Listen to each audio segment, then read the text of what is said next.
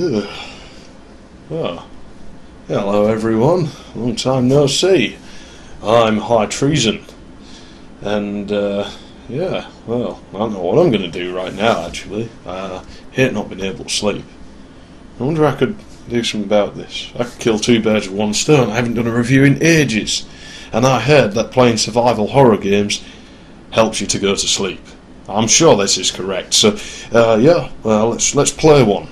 Well, let's not play it, but I'll play one and I'll tell you what I think of it. Right, well, I'll go and find one. Let's get Haunted House out for the Atari. What the heck is this thing? Ah, PS2. Must be some type of games console. Bet there'll be a survival horror game on there. Where are the cartridges? Ah, those look like games cartridges.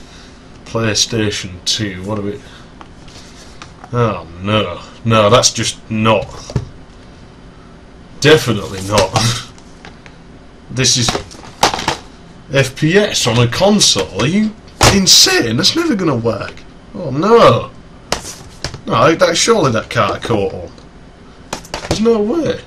Oh. Ah, yeah, now this is more like it.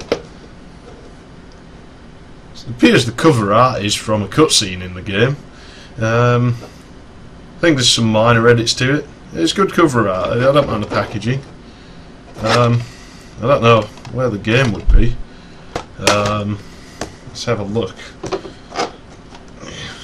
Oh, maybe not supposed to open that now. I guess that maybe that's the actual cartridge. How does this thing work? Maybe it must already be a game in there. Press eject. Whoa! Polygons! Oh god.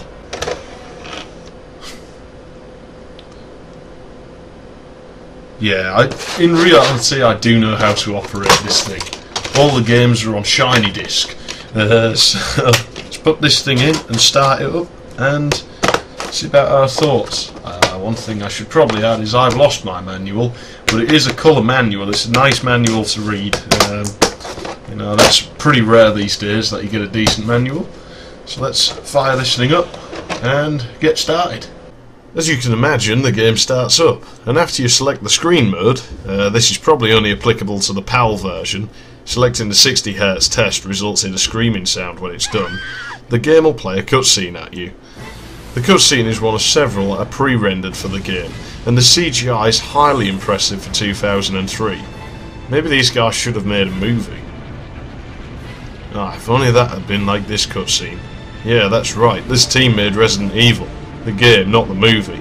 Still, at least the movie had Mila Jovovich in it, I suppose, so it wasn't a total loss. Of course, the menu's pretty standard. Being a console game, there's not much to play around with here, but I cannot floor it. It serves its purpose more than enough. I suppose we should start a new game. Sorry, but this new technology is a little bit scary to me still. The story starts out, and I'm trying to avoid adding too many spoilers in, that you play as a jailbait schoolgirl called Lissa, and that your mother sent you to boarding school and told you not to return home for at least 6 years. She never said why. Such a caring parent, eh? But then someone calls the school claiming to be Alyssa's mother. There's nobody on the other end of the line, and Alyssa runs home to see what is going on. Obviously not heeding her mother's warnings. Isn't this always the case? Kids these days, I tell you.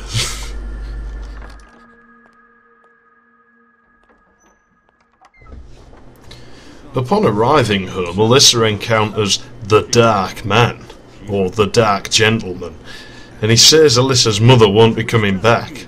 He says he's waited so long for this moment, but doesn't elaborate on what. The game uses this ambiguity and lack of elaboration quite often. It doesn't tire in my opinion. They got the balance right with it. So now the stage is set for the story.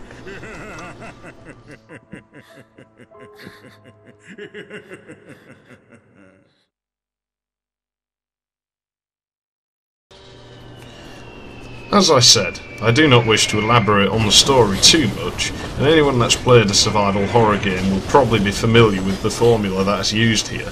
So in short, Alyssa gets forced from the comfort, or not, of her mother's home back into the Second World War. The street proceeds to be bombed to Kingdom Come, and Alyssa begins to panic. It's probably the only real explosion in the entire game, so action and FPS fans may not enjoy this. Alyssa also panics a lot through the game, but I'll elaborate further on this in a moment. Just when she thinks it might have quietened down, a ghost appears. You can perform spiritual healing if you find the ghost's sentimental item, basically something they cared about when they were alive, and return it to the body. Doing this isn't usually necessary, but it is useful. The ghost can give you items such as lavender water, which calms you down if you start to panic, invisibility bands that turn you invisible, who would have thought, and one or two other things, sometimes things you need to actually progress in the game. When the game gets sick of us messing about with this, we see a little girl get brutally murdered by a strange man. He begins obsessively chasing after Alyssa. Alyssa! Alyssa! Alyssa! The odd thing is, Alyssa was reading about the death of the girl before she saw it happen. This only adds to the player's confusion at this time, and is clearly deliberate on the part of the developers, or at least that's what I think's going on. If this is the case, it certainly works well, because we're scared of what we don't know more than anything else, and if we are confused, we feel like we don't know what's going on, and, as you may imagine, we tend to get scared of this. The man that chases us is loud, large and creepy, though for some reason it makes me laugh. Maybe that's because I'm sick in the head. The man scares Alyssa, and rightly so. She can't really defend herself. All you get for the most part is a limited supply of holy water that you have to refill off and that lie in drinking fountains and vases. And even then, it won't do much to the enemies. The man that chases us, known as Sledgehammer, is one of the bad guys, known as a subordinate, that we have to face later on. Being a survival horror, we usually want to run away from him, and we don't really get any other enemies on the screen except celestial moths that slow you down or tell the bad guys where we are. If they touch you, they'll make your panic meter at the top left increase, but not as much as the bad guys and the ghosts will. If this meter fills up all the way to the top, you're in real trouble. Alyssa will panic. She'll run automatically, though occasionally she'll freeze and refuse to move at all. She's not as easy to control like this. She also won't be able to use holy water, or investigate anything, or pick items up, and you can die if something gets hold of you while you're in this state. There's an item in the game that can prevent death from such situations, known as a sigil stone, but they're quite rare. There are also hide and evade points that let you hide from or attack enemies in some way. Most of them can only be used once. All they really do is trigger a nice cutscene or cause you to be stuck somewhere.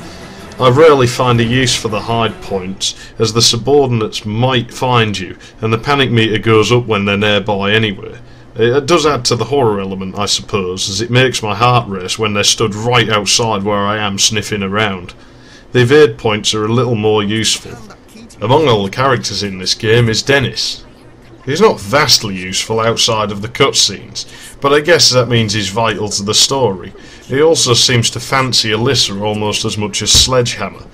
I don't particularly like Dennis, but that's just my opinion, and he's not a bad character really, and besides, it's fun to watch him move around. Yeah, that's not flawed motion capture, the actor actually did move like that.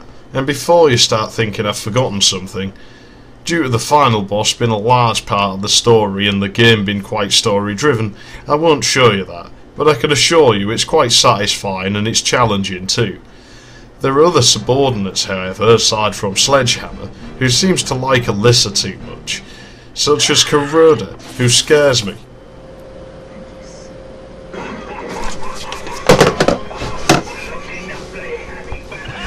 He uses a fairly long-range attack too, in the form of acid. I think he's probably the most vicious out of any of the subordinates, but that's only when I'm playing. Some people find him really easy. Chopper, who seems to be a poser, is very fast and can throw axes at you.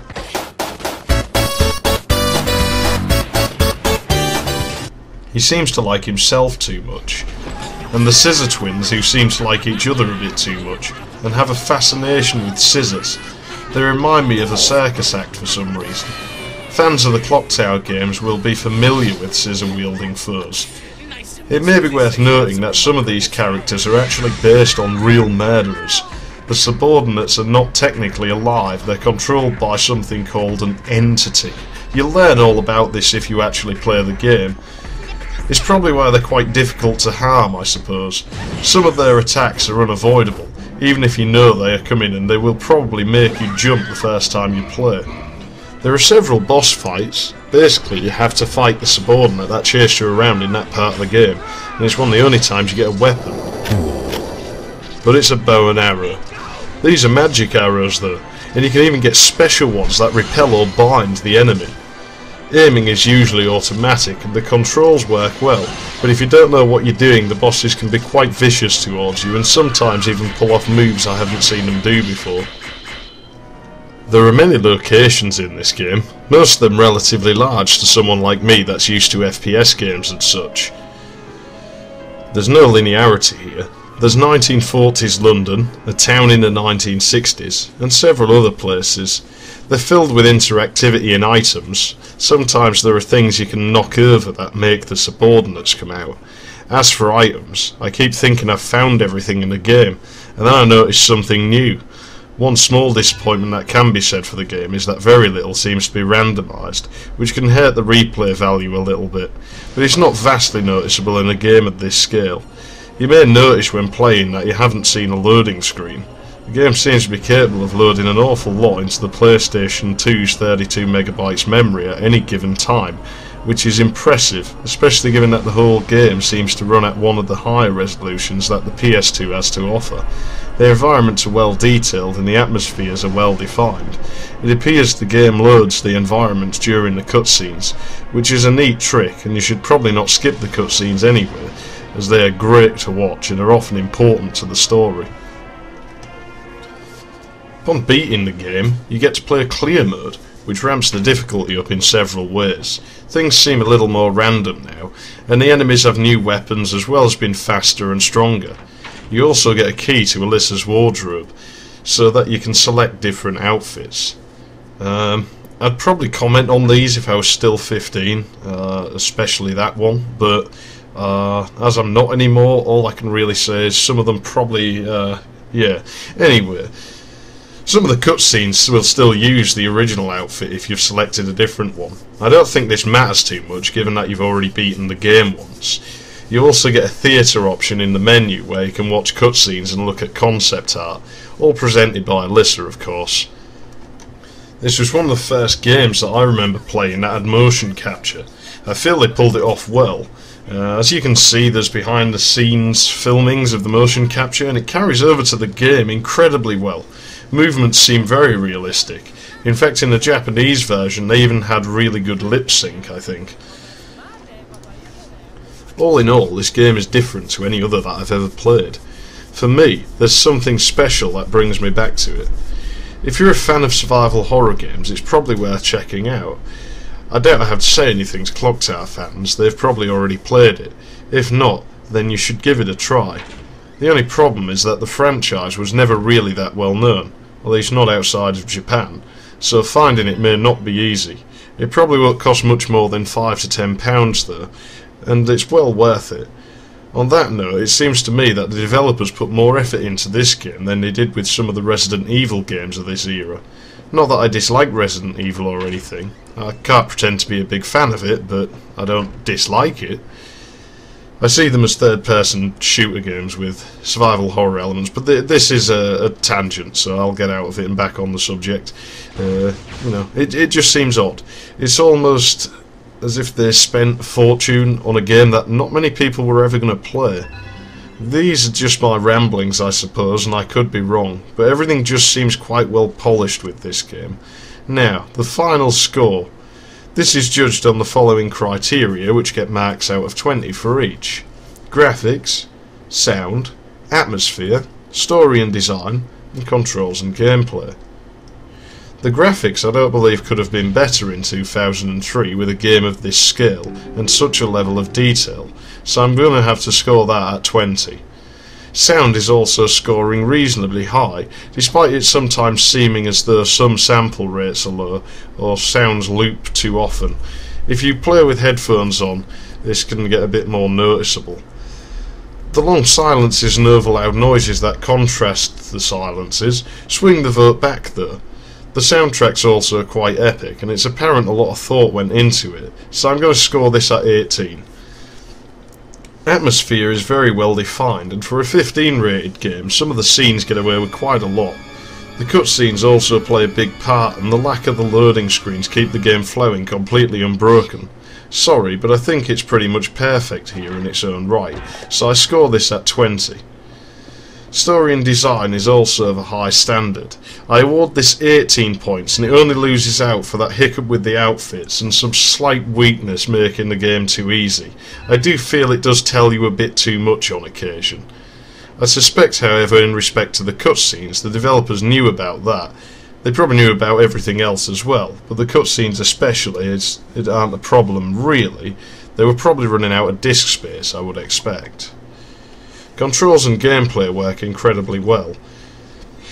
It makes a nice change to play as a near defenceless female character that doesn't spout out one-liners, wear a biosuit, blow things up, or expect you to have 50 friends to play with and endless funds for PSN subscriptions and bandwidth, as the entire game's single player only. I want more single player games, and I want more survival horror games like this one.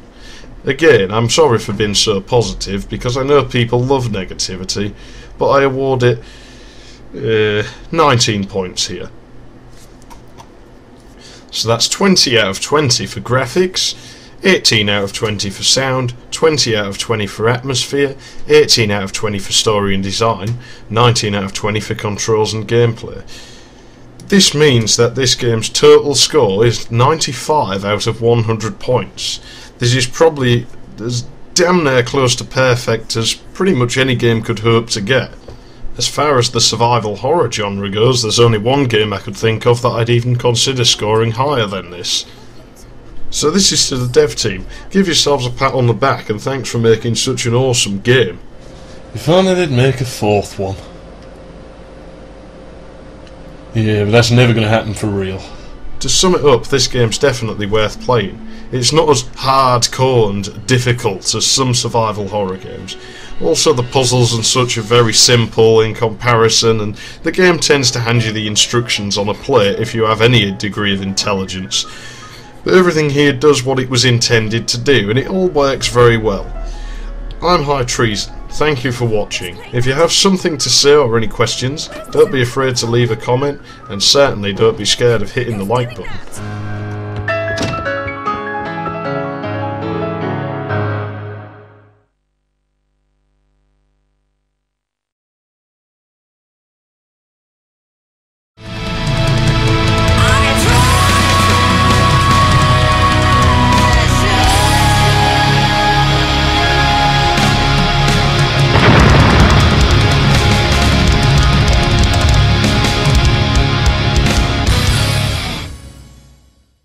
Hello viewers and especially subscribers. Just my apology for the lengthy wait for this. I feel I'll continue on with this channel. Some of you that recently saw the retired computer, Alyssa it was named, originated from having to type a name at network setup dialog. I originally used numbers like DX725, which you may have noticed on the back panel. But that was confusing, so I began using names, and you guessed it, the system was named after the character from this game. In fact, if you look on the current avatar on my channel, which I'll probably actually change soon, you'll see that it's the Dark Man from the game as well. Speaking of that machine, yeah, check that out. Yeah, that's actually what we're running right now, so it's back for the time being. Which is always a good thing, but I can't guarantee that it's going to work forever. There's nothing to say that it won't break again, so yeah, I'm still going to try and save up and build a new one. I also want to know your thoughts on the alternative techniques I've used in making this video, because I've tried a lot of new stuff. I mean, as you can see with my screen cap of Sony Vegas there, this is the most advanced piece of editing I've ever uploaded to this channel. I'm wondering whether you all think it's an improvement or not. I am inclined to stick with this method of doing things though. Nonetheless, thanks again for watching. I'm High Treason, and I will see you all again soon.